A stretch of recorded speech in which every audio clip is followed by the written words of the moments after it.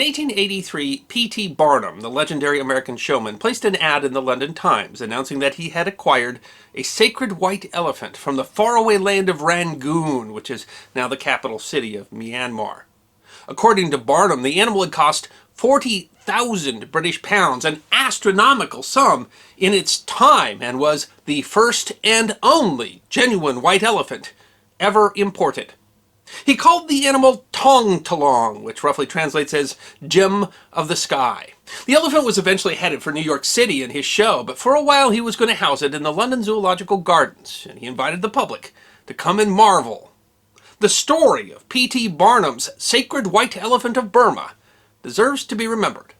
According to Barnum, who didn't always represent events accurately, the showman had been looking for a sacred white elephant from the East for some time before he purchased Toung Taloung. The first white elephant he purchased, Barnum claimed, was poisoned by priests in its homeland, rather than allow the animal to be sent to a showman in the West. In his own telling, the elephant was acquired after only 3 years of patient persistence and the exercise on behalf of a half-score of our shrewdest agents of wonderful tact, diplomacy, and untiring energy, often at the peril of their lives, and the outlay of $250,000. Barnum was already known for his elephants. Jumbo, an African bush elephant who had been displayed in the London Zoo before being sold to Barnum in 1882, was such a star attraction that Barnum made $1.7 million displaying the elephant in a 31-week season. The elephant was so famous that the word jumbo came literally to mean especially large size. Barnum's announcement created quite a stir. Americans and Europeans had large expectations of the legendary white elephants of Burma. For years, travelers who said they'd gone to the ends of the earth and seen the lands around Burma brought back tales of the veneration of white elephants and of stories of a seeming animal worship. If an elephant displayed albino characteristics was discovered during a Thai monarch's reign, it was considered to be a sign of divine favor. Ritualistic ceremonies were observed when the elephant was brought to court.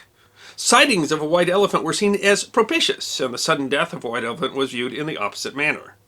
White elephants were viewed as being so important that monarchs would sometimes add Lord of the White Elephants to their title. The white elephant came to so represent Thailand, then called Siam, that the flag of the kingdom featured the white elephant from 1855 to 1916. Europeans were well aware of the importance of such an animal. For example, Queen Victoria's envoy to the Siamese court of King Mongkut, Sir John Bowring, wrote, "Amidst the most valued presents sent by His Majesty to Queen Victoria was a tuft of white elephant's hairs." He was also given part of a white elephant's skin, which he sent back to London. But there's that other meaning of the term white elephant, because there were stories that the kings of Siam and Burma would give a white elephant to a courtier who had displeased them because the cost of upkeeping the animal would bankrupt them. And that actually appears to be an invention of the West. The animals are still highly prized in Thailand, Myanmar, and Laos and Cambodia, and there's no historic examples of that punitive gift-giving, but the use of the term white elephant to refer to something that's very expensive but very disappointing had been used in Europe at least since the 1600s. And eventually that term would end up being applied to Toung Taloung.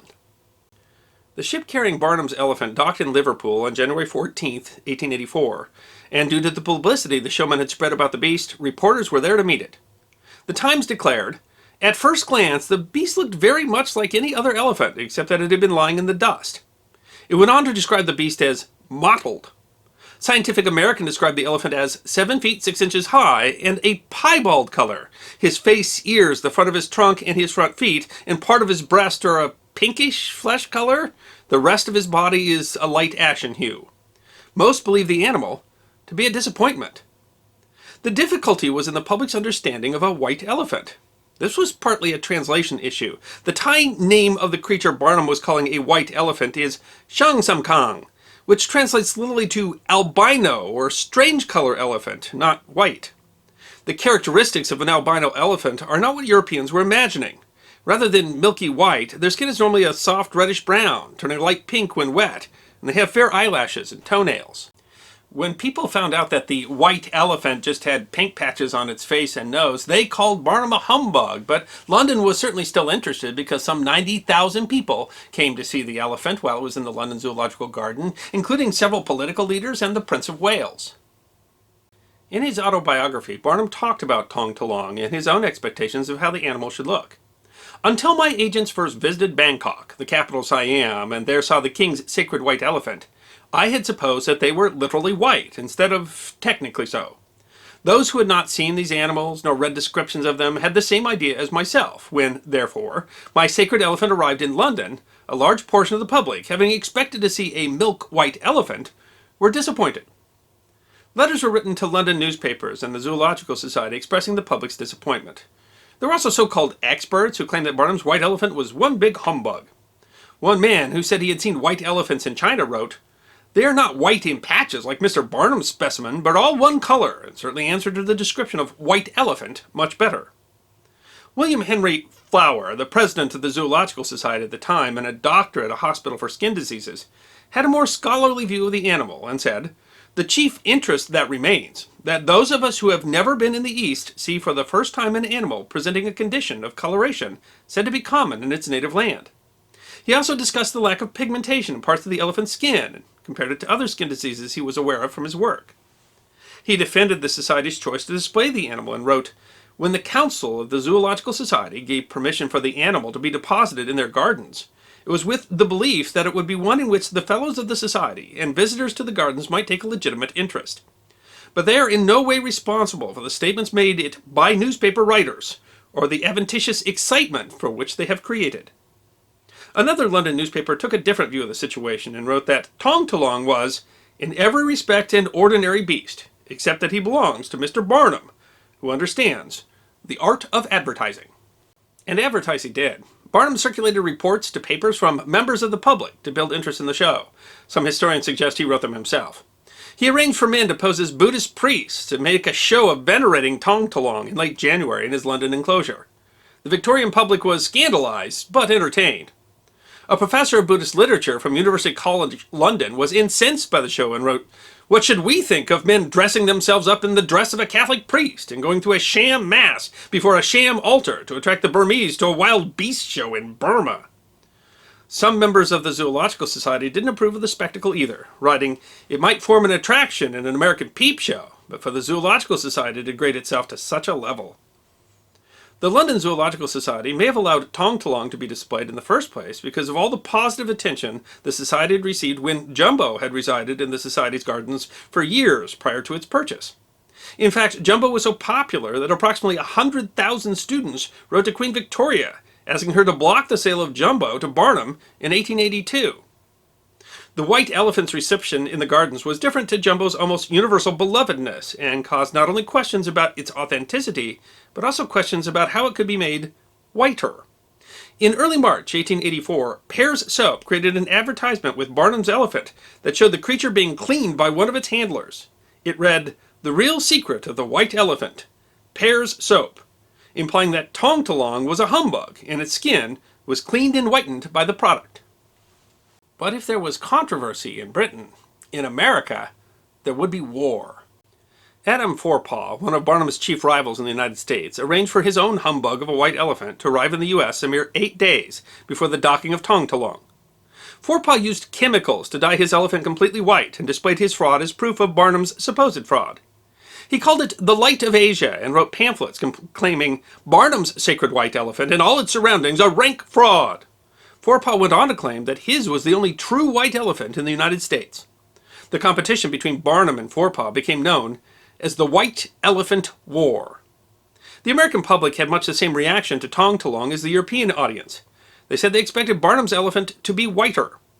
Barnum, not one to miss an advertising opportunity, pushed back against Forepaugh's claims of a real white elephant. Barnum dyed one of his own regular elephants white and called it the White Fraud, saying it was a white elephant just like Forepaugh's whitewashed one. He displayed his bleached elephant alongside Toung Taloung to give the public an opportunity to compare the animals. Barnum sought testimonials to the authenticity of the elephant. Daniel B. Sickles, the former U.S. minister to Siam, proclaimed the animal to be the best specimen of a sacred white elephant he had ever seen. Colonel Thomas Knox, the only American to have ever received the Order of the White Elephant from the King of Siam, and David Kerr, the Siamese correspondent to the New York Times, agreed that the mottled elephant was, in fact, the sacred Shangsankang elephant of Siam. In addition, Toung Taloung came, according to Barnum, with a letter that was provided to newspapers and purportedly written by Mang Thi, the second minister of royal elephants, certifying that the elephant named Toung Taloung is a species of white sacred elephant and possesses the qualities and attributes of such. The White Elephant War between the circus men came to an end when the Light of Asia died in late 1884. Some historians believe from the chemical treatments to its skin. On January 10, 1887, the main building of the Barnum Circus winter quarters in Bridgeport, Connecticut caught fire. The 600-foot by 200-foot two-story structure burned entirely in just a half an hour. Several animals were lost in the fire, including the circus's show horses, a zebra, 2 tigers, 10 leopards, 5 panthers, and 6 deer. The lead elephant trainer was out of town, and the handlers were unable to control the elephants to get them out of the building. While most of Barnum's 31 elephants broke free, creating what newspapers described as havoc in the streets, 3 elephants died. Among them was Toung Taloung, the sacred white elephant of Burma. But Toung Taloung was never the attraction that Barnum hoped. The public was simply disappointed when they found out that the sacred white elephant of Burma wasn't, well, white. In his 1891 book, The Wild Beasts, Birds, and Reptiles of the World, The Story of Their Capture, Barnum wrote, "Like the public, I was greatly disappointed in Toung Taloung. He was as genuine a white elephant as it's ever existed, but in fact there was never such an animal known. The white spots are simply diseased blotches. I can't say that I grieved that much over his loss." It is ironic that P.T. Barnum, who admitted to such frauds as the mummy of the Fiji mermaid, which was half a monkey carcass sewed to the bottom half of a fish, or Mrs. Heth, a woman in her 80s who he pretended was George Washington's 160-year-old nursemaid, that he himself was disappointed along with the public when he acquired something actually rare, actually legendary.